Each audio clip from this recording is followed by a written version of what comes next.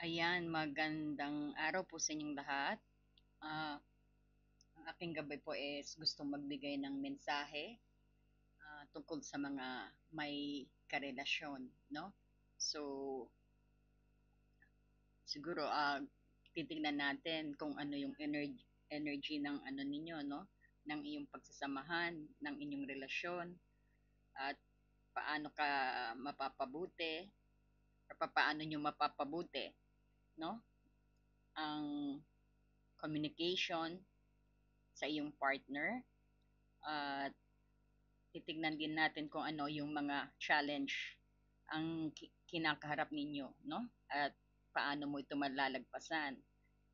At yung ano yung kailangan mong malaman tungkol sa damdamin o pananaw ng iyong partner, no? At paano ninyo masusuportahan ang pag-unlad or paglago sa isa't isa, no? At kukuha tayo ng guidance dito, no? So, especially pag nakita mo ang video ito, no? May mensahe, no? Sa inyong relasyon, no? Ayan.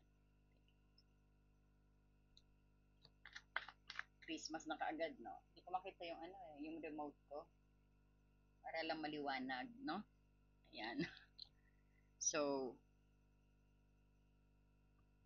para po sa may mga karelasyon, ano po ang mensahe? Ano ang ibig mong iparating sa kanila? Ipakita mo kung ano pong energy. Anong energy ng kanilang pagsasama? Anong energy ng kanilang pagsasama?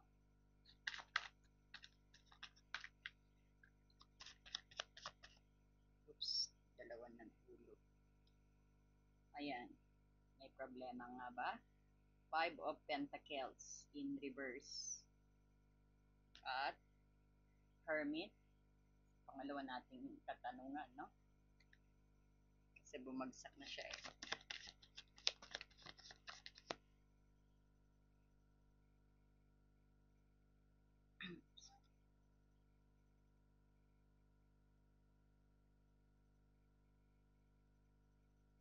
Wait po.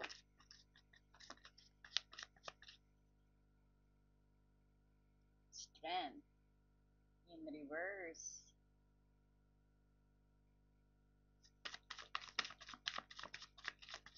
Like this, para po sa may mga karelasyon.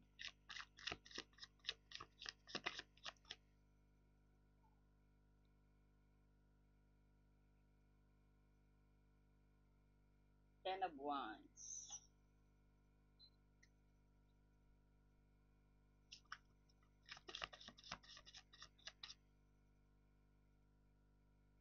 Six of Wands. Ayan. Walang tayong lima kasi hindi na po kasya sa table. Pero wag po kayo mag-alala kasi sa bawat card ay marami pong meaning. No?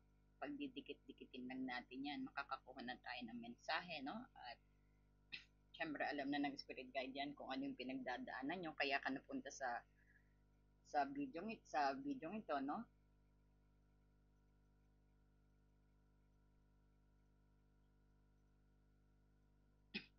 So, nakikita ko rito, no? Meron kayong, tingnan natin yung ano yung kasalukuyang energy ng inyong relasyon.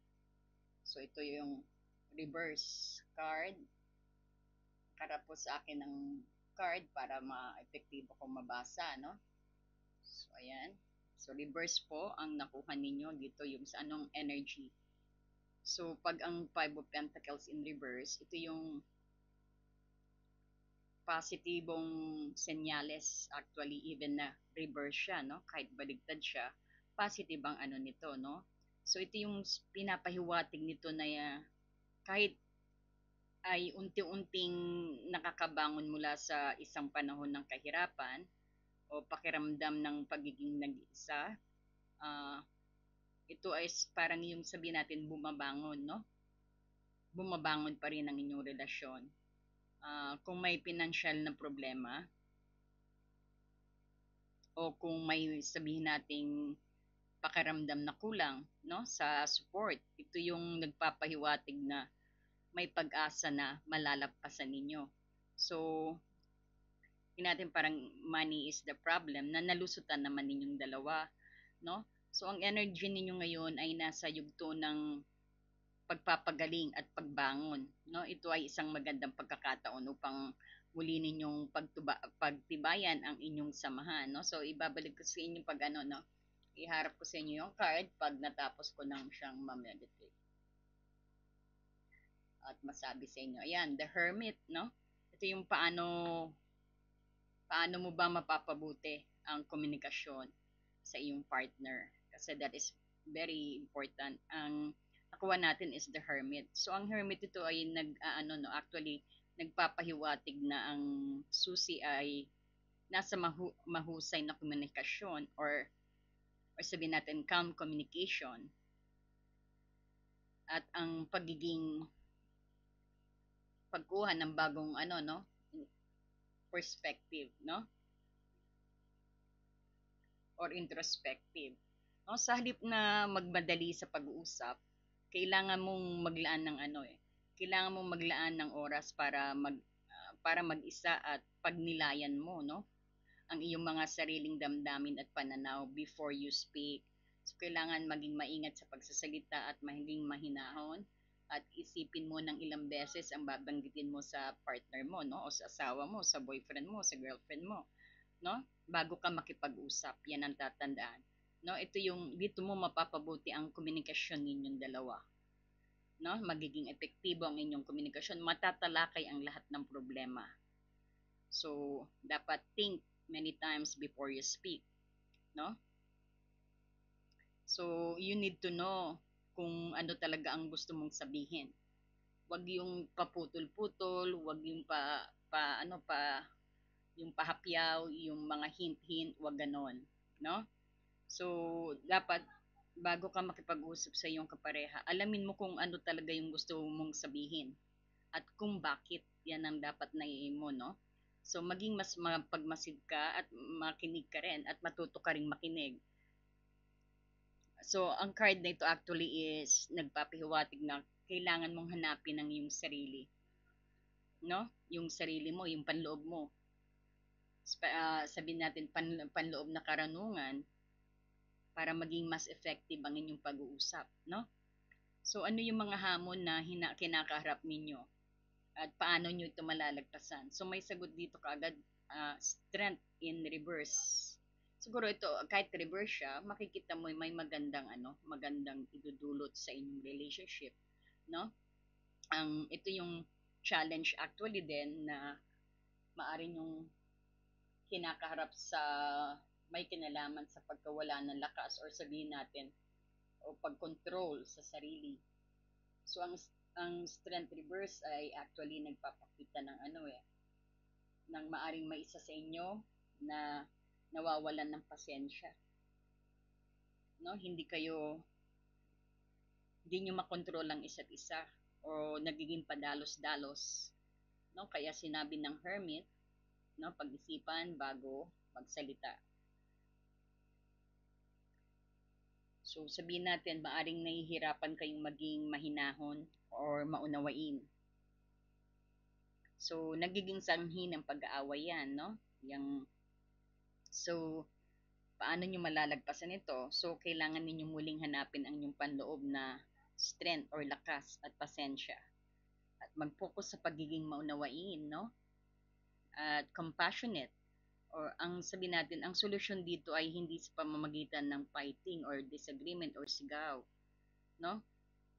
Ito yung malulunasan nyo sa magbigay ka ng full understanding, no, at unawain mo, at also give forgiveness. Ayan, no.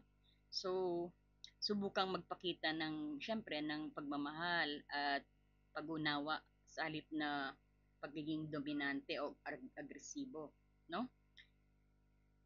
So nakita din natin dito may may 10 of Wands. So ano yung kailangan mong malaman tungkol sa damdamin o tungkol sa iyong kapareha, or kung ano yung pananaw ng iyong kapareha or ng iyong partner.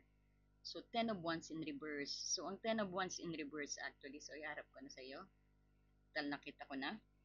So ito yung nagsasabi na ang iyong partner ay nakakaramdam na matinding pagkapagod at pagkabigo, no? Malamang na meron siyang pasanin na pilit niyang dinadala mag-isa. At ngayon ay unti-unti actually bumibitaw sa mga pasaning iyon, no? So maaring nararamdaman niyang sobra-sobra ng responsibilidad niya at stress sa buhay niya, no? At saka siya ay naghahanap ng paraan upang malakas ang mga ito, no? Para makalas sa mga ito, malakas para makaalis sa mga ganyang pasanin na nasa kanyang balikat. Nakita mo, oh, no? Ayan, pasan niya buong mundo. So, he's trying to be more siguro, gusto niyang maging maayos ang buhay niyo, no? So, konting pag-unawa rin. So, kailangan mong malaman na hindi ka niya nilalayo o tinataboy, no? Sa halip na kailangan niya ng tulong at suporta para gumaan ang kanyang loob. So, ang nararamdaman niya ay pagod. So, kailangan niyang makahanap ng pahinga, no? So, yan ang gawin mo sa be more caring, alagaan mo siya, yan ang kailangan ng partner mo. So, paano ninyo masusuportahan ang growth ninyo or ang paglago ng bawat isa sa inyo? So, meron kang Six of Wands dito, no? So, ang Six of Wands, actually, ito yung nagpapakita ng growth, no? Or sabihin natin nakasalalay sa pagsuporta sa mga tagumpay ng bawat isa. So, ipagdiwang ninyo ang bawat maliliit na panalo ninyo or yung mga nakikita nyong successful, ipagdiwang yung darihan ay yung mag-celebrate kayo, mag-date kayo, no, lumabas kayong pamilya, parang ganun ba? Diyan mo yung masusuportahan ang growth ninyo no? Purihin mo siya kapag nakita mo ang gwapo niya, pag nakita mong medyo may dagdag yung sweldong inabot sa'yo, no? I-congrats mo siya, yan, ihandaan mo ng masarap na pagkain, no? So, kasi ganun din ang gagawin niya sa iyo. At lalo at magkakaroon siya actually ng ng inspirations na lalo pang magtrabaho or lalo pang pag-igihan ng kanyang trabaho. Tama ba? So,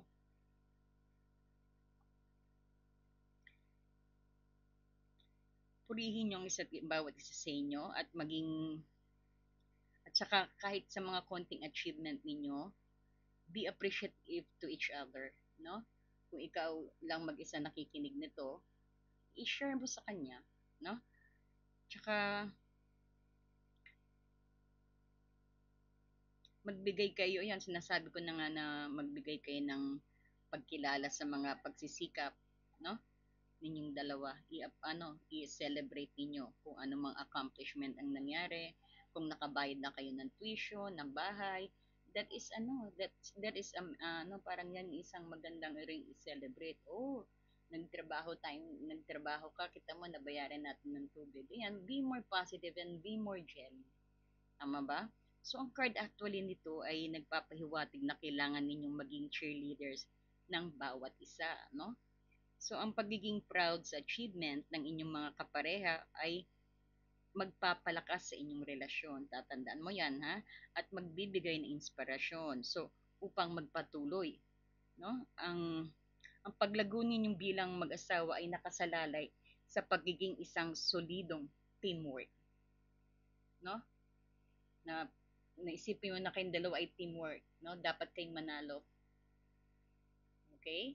So, does it make sense ba? Maganda, no? Ang ganda ng message sa inyo. Ito yung sa mga may pinagdadaan ng ganyang, no? Sa mga karelasyon, kung sinong makakita ng video ito, ang mensahe, may dapat kang malaman, no? Na para magkaroon ka ng insight sa nangyayari sa hindi kanya tinataboy or nilalaya. So happen na parang nabibigatan siya sa dalahin niya. So, kailangan niya ng katulong. Maski hindi siya nagsasalita sa'yo, no? Ayan. So, ko tayo ng guidance din, no? So, para sa inyong dalawa. Guidance. So, para, syempre, manumbalik ang inyong pagmamahalan. Para po sa kami ng dalawa. Ayan. So, lumabas na, no?